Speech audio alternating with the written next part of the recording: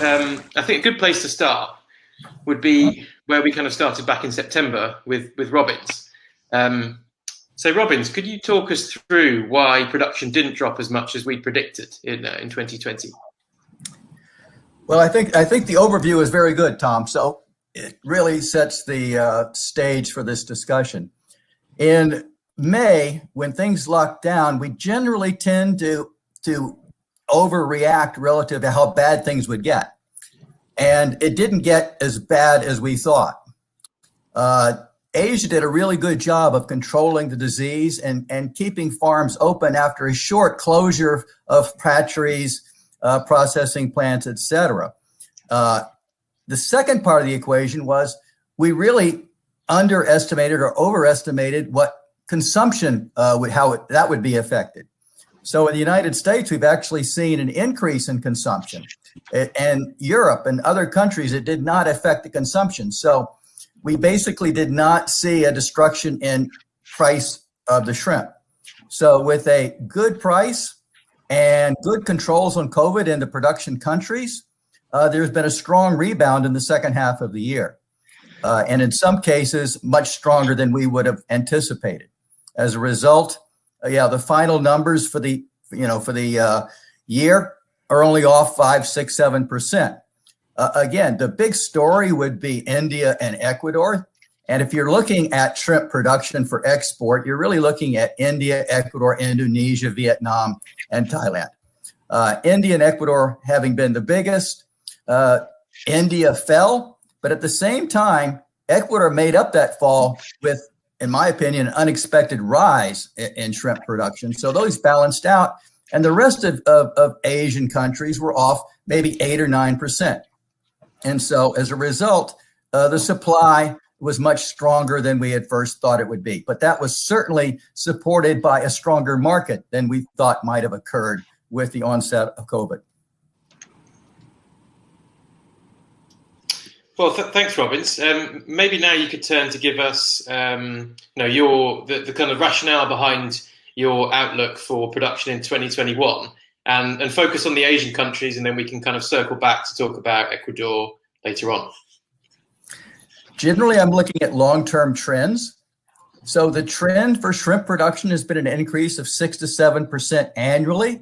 Now that might be impacted if we thought there might be a shock in prices, or if there might be an onset of a new disease coming on. And neither of those cases are in effect here. So see no new disease on the horizon. That's not to say that we're without disease now, but those are background diseases. They're not new and significant relative to impacting production projections.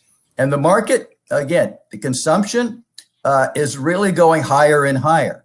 So seafood is becoming more and more popular. So with popularization of seafood and no new disease on the horizon, I would basically say we were going to probably increase historically at a 5 to 10% increase over the world. And on a country by country basis, that pretty much holds. So if I just have to put a stamp down, I would increase it 5 to 10%, probably closer to the 10% than the 5%. Could you sort of drill down and give us some specifics on what you see happening in some of those major production countries this year? Well, India, I guess we'll discuss more in detail, but India has taken a dramatic drop of 25%. So, of course, we're going to expect somewhat of a rebound there. The bottom is in. Now, the drop was a combination of COVID, and India's got some more of these background diseases, which may be increasing severity. But there should be a bounce back in India, although not fully back to where they peaked a couple of years ago. Thailand, again, we've got these nagging problems. And these problems, and again, with the prices staying stable, there's no great incentive for massive new investment in production. And so again, I think Thailand will increase at 5 to 10%. Vietnam historically has been very consistent at increasing 5, 10, 12%. And this year, I think they'll be closer to the 10 to 12% range than in previous years, as they are transforming technologies and the government does a good job of managing that industry. Ecuador, a very consistent grower, surprisingly consistent growing over the last 5-6 years. And so given their strong performance in the last half of this year, that is going to continue into next year. And so again, I would say that Ecuador could be certainly up 10% and probably up slightly more than 10% going forward. Indonesia, large resource base in Indonesia, underdeveloped.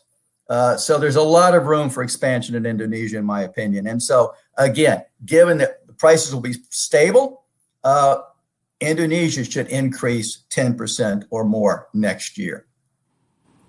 Yeah, now Robbins, I'd like to get your views on the outlook for Ecuador, please. I mean, do you think that the pretty incredible growth seen in Ecuador can continue and that the country can pass 1 million metric tons? And just give some views on that. And then, if not, which other country do you think, might get to that milestone first and why? Robbins, you're on mute.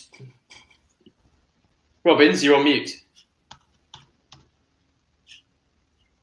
Robbins, you're on mute. Okay, how about now? That's fine. You're good to go. Okay, to clarify, you look like you're in full flow there. About diseases, there will be new diseases, but diseases take more than 1 year to have impact on markets. EMS, actually, I knew EMS existed 3 years before it had market impact. So what I'm saying is I don't see any emerging diseases that are on the horizon right now that would have market impact next year. That's not to say that there never will be a new disease. There will be. But generally, you've got a 2 to 3 year window before a new disease builds to the point that it has market impact. And I don't see that happening next year. On Ecuador, I'm not Ecuadorian. Haven't been to Ecuador, I think, in 2-3 years now. So my perspective is generally from my own experience. Thailand was on its way to 1 million tons too, back in 2010, 2011. And we know where Thailand ended up because there is such a thing as environmental carrying capacity. Environments will only take so much before they collapse, before they come back and they bite you. So what is the environmental carrying capacity of Ecuador? I don't know what that is, but I do know they've had 250,000 hectares of ponds. They're intensifying. So they're at, to get their 700,000 tons, what is that multiplication? That's probably almost 3 tons per hectare per year. 7 years ago, they were 1 ton per hectare per year. So they have intensified through addition of aerators, auto feeders, heavier stocking, but that also means more feed going into the environment. So the carrying capacity is real. And what that is for Ecuador, I don't know. But I do know from my own experience, when you get carried away with just easy increases like Thailand had, there is an endpoint. And it is very true. Governments are always pushing for more and more and more. And none of them ever talk about what is the responsible level we should go to before we exceed the boundary. Because when you exceed the boundary, the fall is long. And we've seen this in China. We saw this in Thailand. We see this in all the countries that get exuberant about production and about what the industry means. So in Ecuador, I don't think it's any different. They're intensifying. There's more feed being fed. There's more pollution. There's more nutrients going into their environment. Density has its own stresses. Ecuador has been successful because they do Ecuadorian. And they're the only country that can really do Ecuadorian, meaning they have large amounts of pre-built ponds that they can have lower stocking levels. That's less stress. That's less disease. That's less feed into the environment. So as you intensify, you do change the equation. So where the endpoint is for Ecuador, I don't know, but there is an endpoint.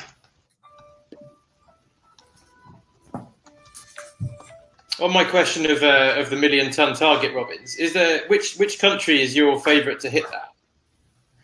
Well, right now, I kind of like the slow, steady movement of Vietnam.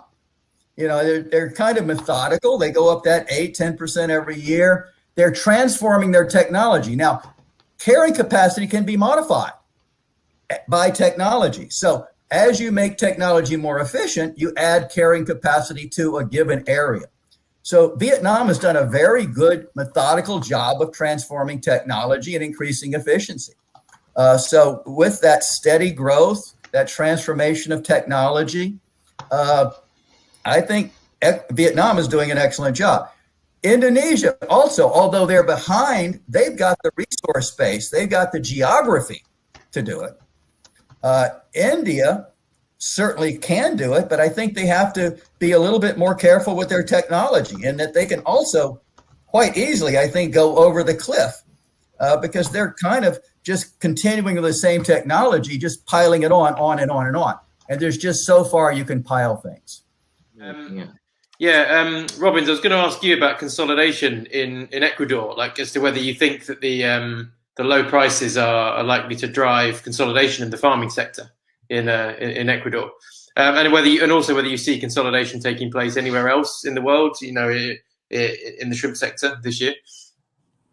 Well, I don't really know enough about the situation in Ecuador to say. Again, in general, if small farmers are stressed to the point they may be more susceptible to buyouts and to consolidation, and it may be that if the low prices in Ecuador stress small farmers, that larger farmers could come and increase their own farming.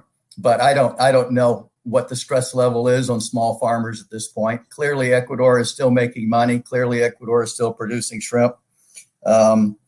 And consolidation doesn't always lead to higher profitability. Consolidation in the rest of the world, I think you have consolidation in some of the industries. Farming, actually, small farmers and individual farmers sometimes have an advantage over an integrated farmer. So I think that activity is not going to be as strong as you would think. Probably more integration relative to increasing size of hatchery groups or feed mill groups. So we're going to go around and ask everyone else to just tell us a bit about what you're going with, what you're planning with your own businesses for this year. So maybe Robbins, you could start by telling us a bit about what the latest is with Homegrown Shrimp USA, this land-based project in Florida, which CP is doing. Well, homegrown is not exactly the emphasis of CP, but it is an initiative to try to see if we can put in technologies that can actually grow shrimp in the United States and make a profit in not a commodity shrimp, but in more of a premium shrimp market. Homegrown shrimp, basically, it's an inland shrimp farm. It's in Florida. Even though Florida is the warmest of the states, it's still very cold here. So this is a totally new experience for a tropical shrimp producer like myself or CP. So, having to learn to work in insulated buildings, having to work with no waste discharge. There's no allowable waste or water discharge in our site. So everything has to be totally recycled year after year. We basically produced or put in a small hatchery since there really was no dedicated hatcheries to quality post larvae in the United States. We needed a hatchery. So we are operating and producing what we think are pretty good post larvae right now. And the results of those post larvae certainly have made a difference for other small farmers in the United States. And that's always been the philosophy of CP, is to provide the tools to make farmers successful and profitable and rich. So that's kind of what we're trying to do here, establish an industry in the United States where an industry does not exist. So provide the good tools and then provide the pilots and provide the blueprints for how it can be done. But this is strictly an R&D type of effort right now, and we're learning as much as we are producing. But then, when are you planning to have shrimp ready for the market? Okay, our post larvae are ready now. Yeah. Our farm is basically going up now. So it's kind of a prefab metal building with tanks, et cetera. So it's a plug and play type of thing. So I'm hoping to stock the farm for the first time in May and hopefully have product in the market by late July or August. And then in the future is to expand this module in the current location, but then also look to expand. If the module works as we plan it to work, it could be played anywhere. So it's anytime, anywhere type of system. So we can put it outside of any urban area and scale it to the amount of premium shrimp that urban area may require. And premium is defined as fresh, never frozen. One for you, Robbins, here from Bala Subramaniam from Certified Farms in India. Bala's asking, how soon can we get CP's broodstock from Florida into India? Let me go back to the processing question. At CP in Thailand, we understand that we have labor issues and labor shortages. So we're putting a lot of money into automation, robotics, and AI. And so I think in the future, processing of shrimp will take a new look as technology comes to play a more important role. Broodstock in India from Florida. Look at maybe 2022. Okay, thanks, Robbins. Another question here from Tony Watkinson from Laborie again. If we saw China return to import levels of 2018, 2019, we would obviously see huge price increases. What is the likelihood of this happening in 2021? Maybe Robbins, you could give a view on that. Now, what was the question again? If we saw China return to import levels of 2018, 2019, we'd obviously see huge price increases, given, I suppose, the forecast on production. What's the likelihood of this happening in 2021? Well, anytime we see huge price increases, we also have impetus for increasing production. So that's when new capital flows and we get extra. So it would be a blurb in prices if that happened. I don't necessarily see that happening right now, but if all of a sudden there became an imbalance and prices blurb up, there would be more investment and there'd be more production in the world faster. And therefore, the prices would come back down to a more normalized place on the curve. Yeah, true. Yeah. Question here from Leader Farfan. Let's make this the last one because it's a good question to finish on. Leader's asking, will Ecuador get to the 1 million metric tons sooner than India? Which I guess it'd be good to get everybody to give an answer to that, and then also, if you don't think it's going to be Ecuador or India, say who it's going to be. I mean, Robbins, you've already kind of talked about Vietnam earlier, but I think that would be a good way to finish if everybody goes around and gives their opinion on that question. Robbins, do you want to kick off? Well, you already, it's all guessing. You've said Vietnam, I guess. So basically, I like the idea for Vietnam because I don't see the exuberance. So I think over exuberance sometimes kills the goose.